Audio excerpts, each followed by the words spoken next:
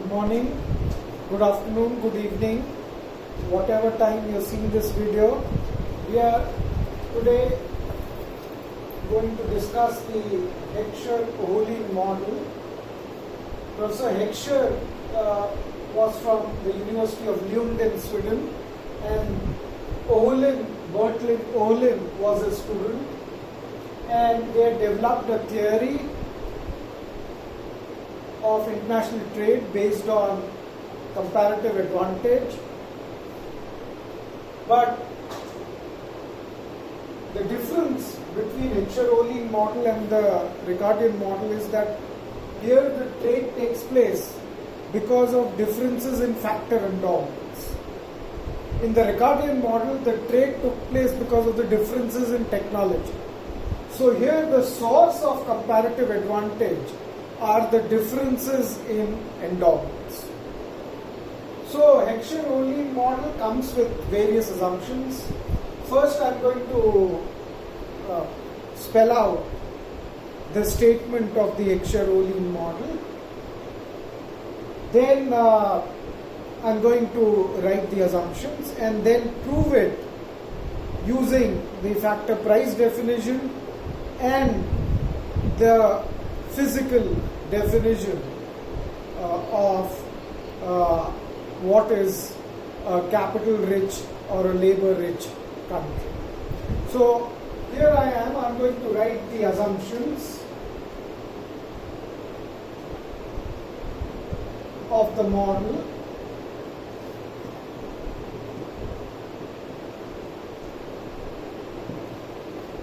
And here I am going to write the statement.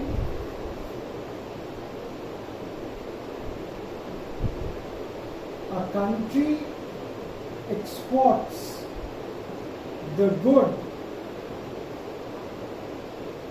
which uses intensively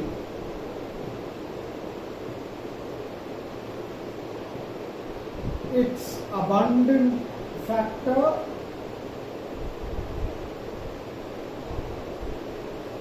and imports the good which uses intensively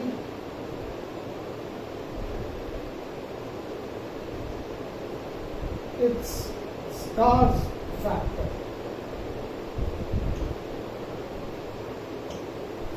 So crudely, a country which is rich in capital exports capital intensive product. A country which is rich in labor exports labor intensive product. A country which is rich in natural resource exports natural resource intensive product, like the US. US also is rich in skilled labor, so it exports skilled labor intensive product. India has a varied industrial structure, has a varied resources, so it may have a lot of unskilled labor, so it exports unskilled labor intensive. But now with all these 4IR technologies coming in and the labor becoming skilled, India is also exporting skilled intensive products. So one can say about the Heckscher-Ohlin model that the trade is taking place because of differences in factor endowments. So the source of comparative advantage are the differences in factor endowments. Now the Heckscher-Ohlin model comes with the certain assumptions, and they are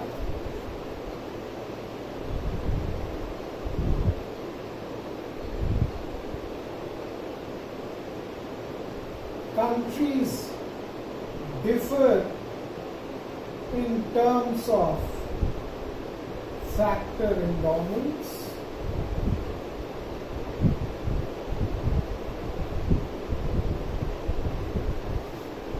The most simple model consists of two goods, two countries, two factors of production.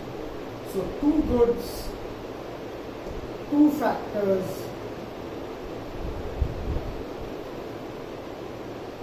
and two countries.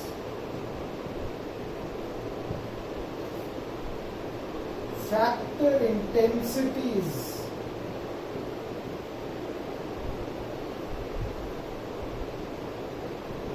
differ across commodities.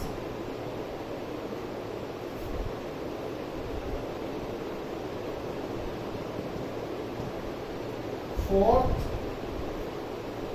there are no factor intensity reversals.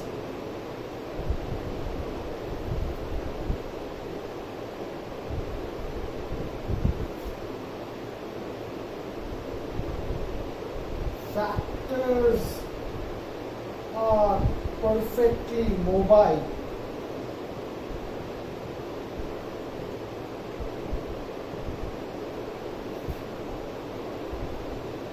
Domestically, but immobile across countries.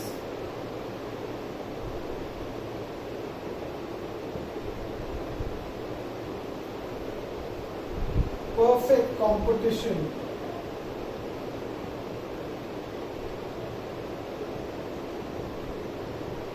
prevails in product and factor markets.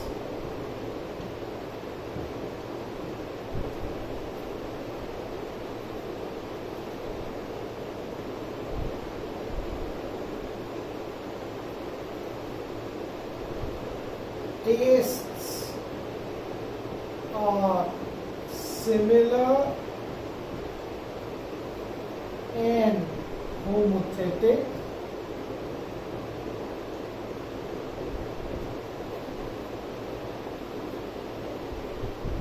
Eight, technology is same across countries. That means production function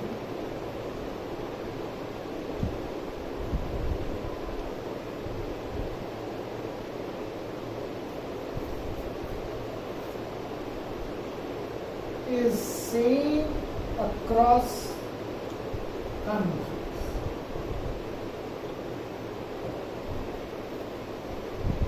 So if one good is labor intensive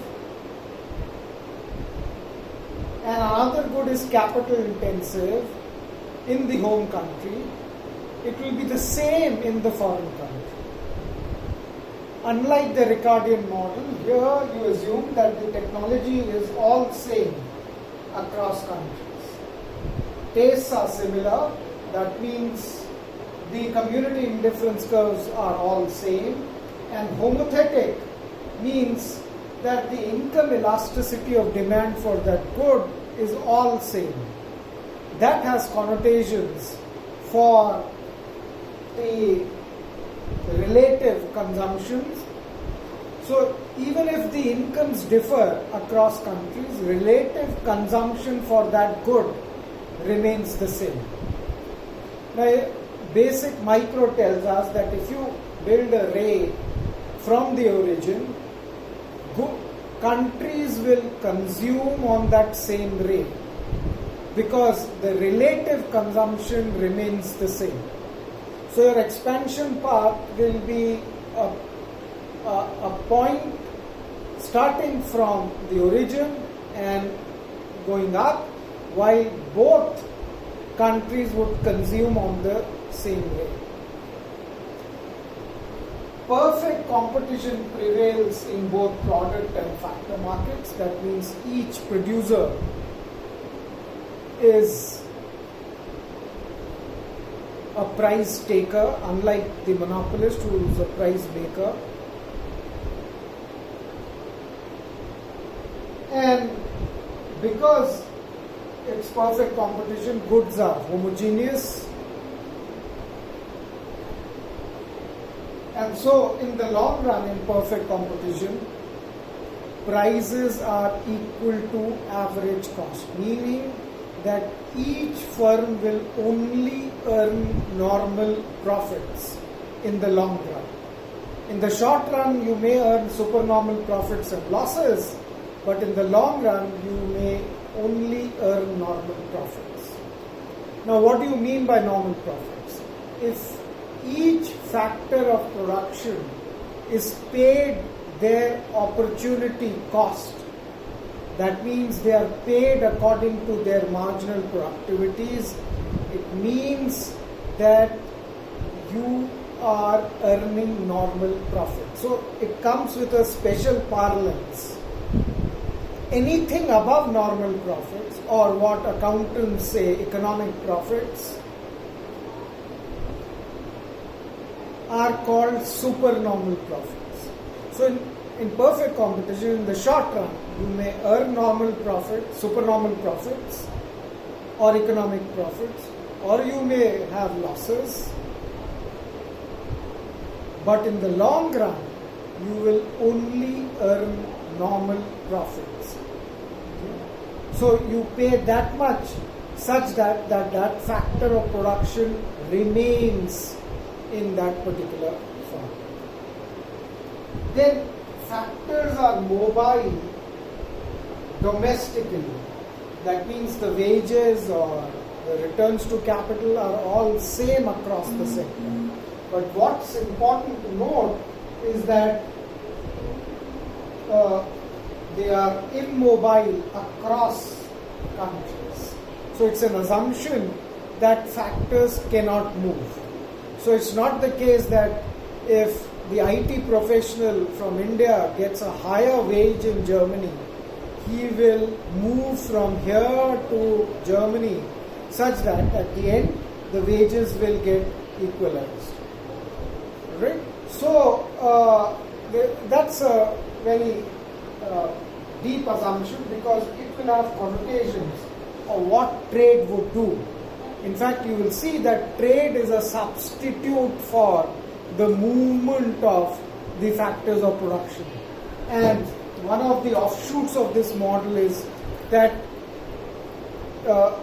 if such trade takes place, then it will equalize returns to factors of production across the countries. So, trade is a substitute for the movement of factors of production. Then there are no factor intensity reversals, meaning that if one good is labor intensive at certain wage rate, at another wage rate it will remain labor intensive. For example, you can always contest this and by saying that, see, in US the wages are higher, the agricultural activity which is labor intensive in India,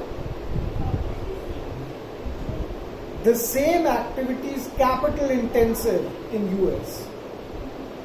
So at different wage rates, our wage rates are lower than that of US, but at different wage rates, the same good does not remain as labor intensive. It was labor intensive in India, but it becomes capital intensive in the US.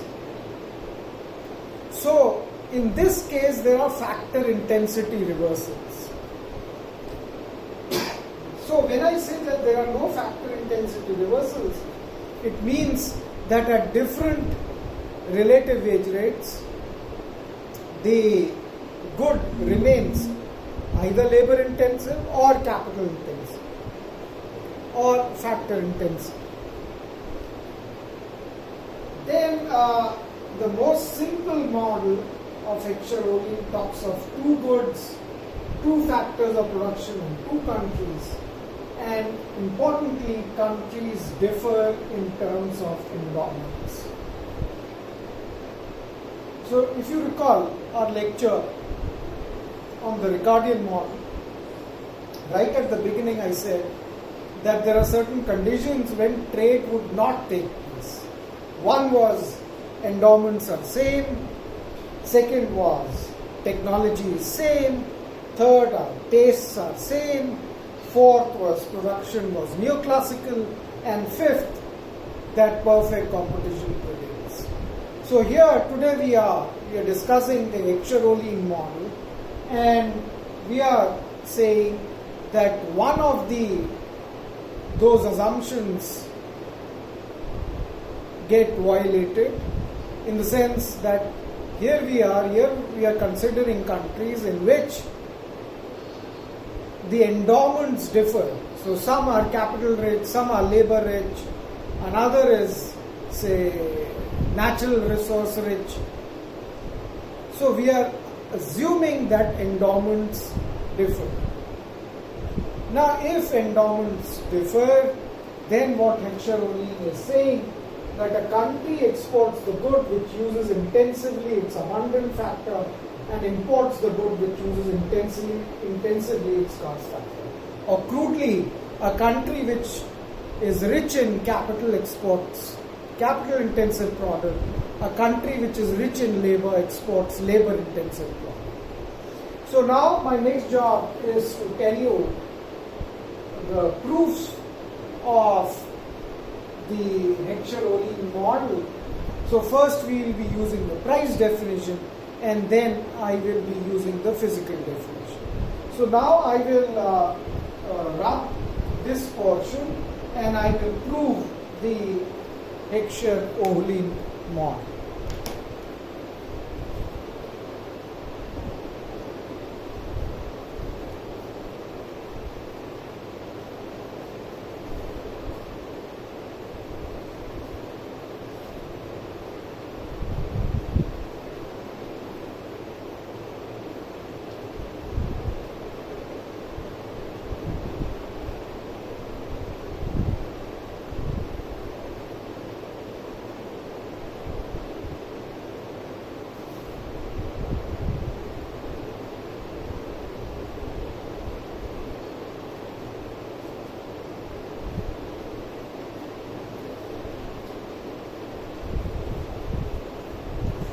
So I'll prove the Heckscher-Ohlin model using the price definition.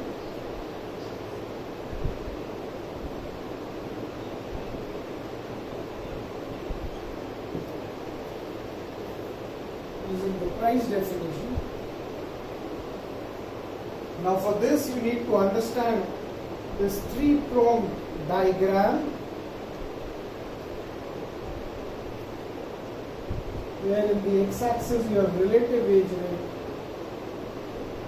in the x-axis you have relative prices, in this y-axis you have capital labor intensities.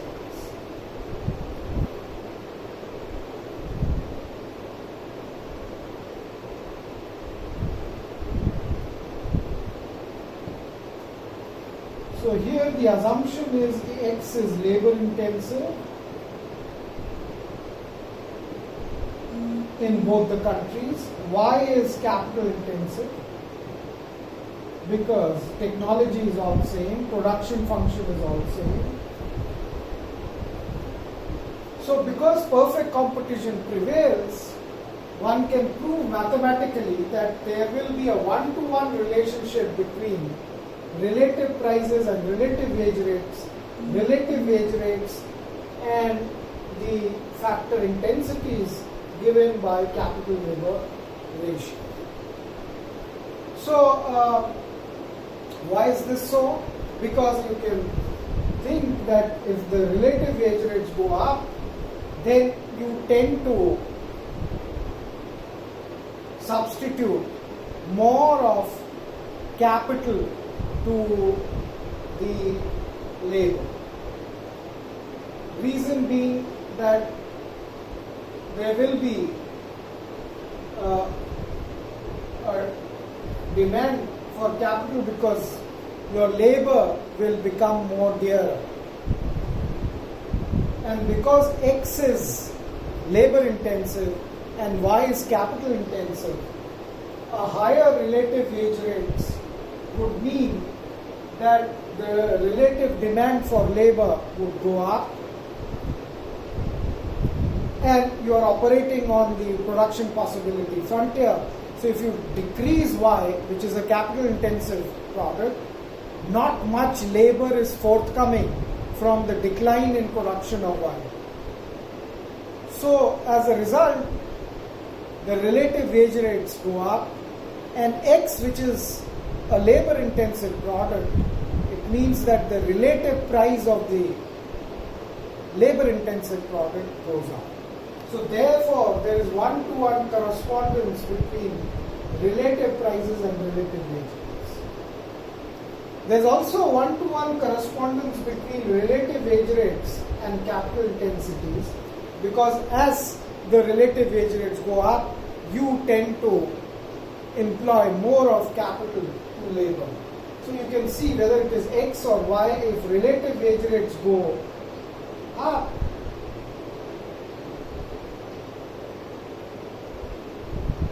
you will see that the capital labor ratio, say if it's a point here,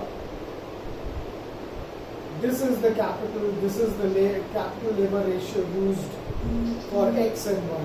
If the relative wage rates are here, then this is the capital labor, this is the capital labor used in Y. So you can very well imagine that, say if I'll rub this, that if W by R ratio goes up,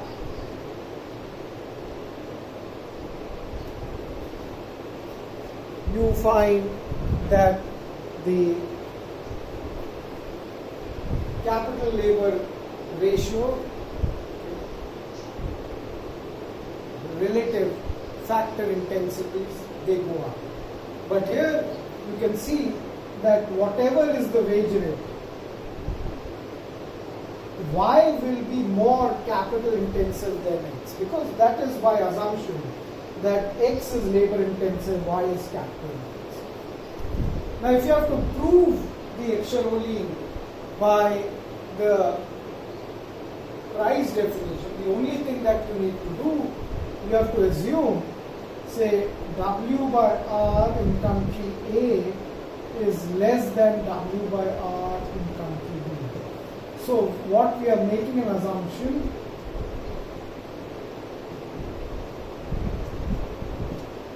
and we are saying that A is labor rich.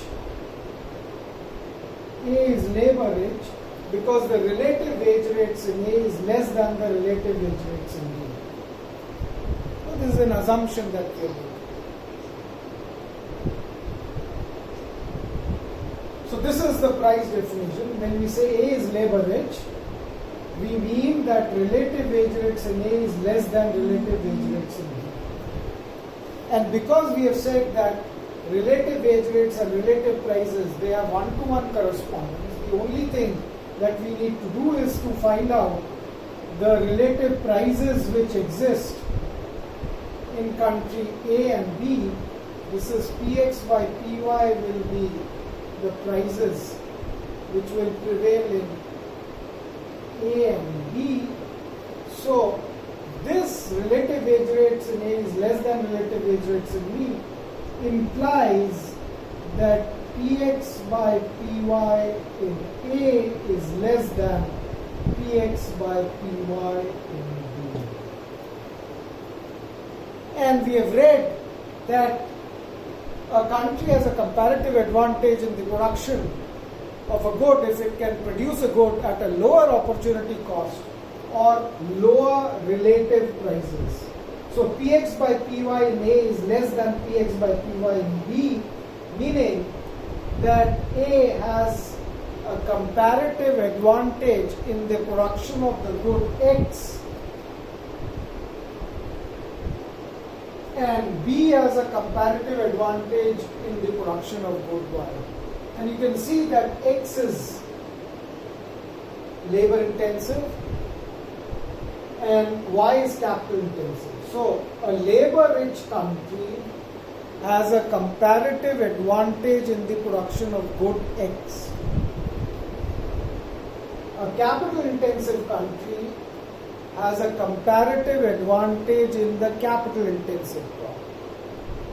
And the Ekscher-Ohlin theorem says a country exports the good which uses intensively its abundant factor and imports the good which uses intensively its scarce factor. So the proof is good enough to prove that A has a comparative advantage in the production of labor intensive product because it is labor rich, and B has a comparative advantage in the production of good Y, where good Y is capital intensive and B is capital rich. Another fallout of this model is that what will happen, and you can also work out the factor intensities by working out how much capital labor ratio would be used in X and Y in country A, how much capital labor ratio would be used in X and Y in country B. Now, what is to be noted is that with trade, see what happens, because international prices would mean that there will be one international price. Remember, international prices are those wherein whatever you wish to export is what others wish to import, or whatever you wish to import is what others wish to export. So wherever the export supply curve is equal to the import demand curve, meaning that the world supply is equal to world demand, that is where you will have one international prices. So there will be one international prices, but then what it means is that you will have one relative wage rates across countries. So what trade is doing, that trade is substituting for the returns to the trade is a substitute for the factor mobility.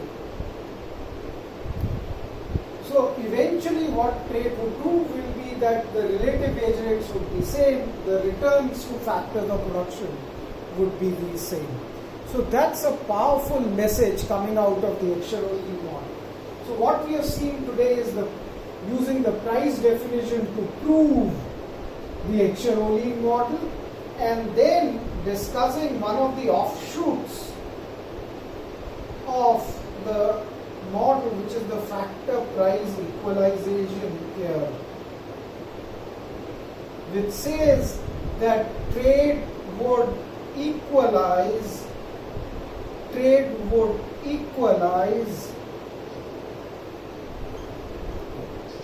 relative wage rates across countries.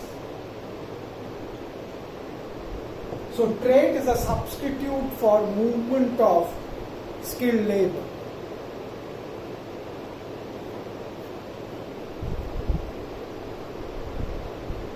So two messages from today's lecture, one on using the price definition, another is the factor price equalization. Now there are certain assumptions that the countries should not be very distinctly apart. In fact, there is a technical term which is called the cone of diversification should coincide. And I will come back to this point later on. But for a common man, what I'm trying to say is that if the relative wage rates have to be equalized, they shouldn't be very distinct countries. If they are very distinct, like Moldova in Commonwealth of Independent States, and if you're talking about another country in East Asia, then trade will not be able to equalize the relative wage. But say Nicaragua trades with Costa Rica, they are more or less, the technology, the endowments may differ, but they are not very far apart generally as a country.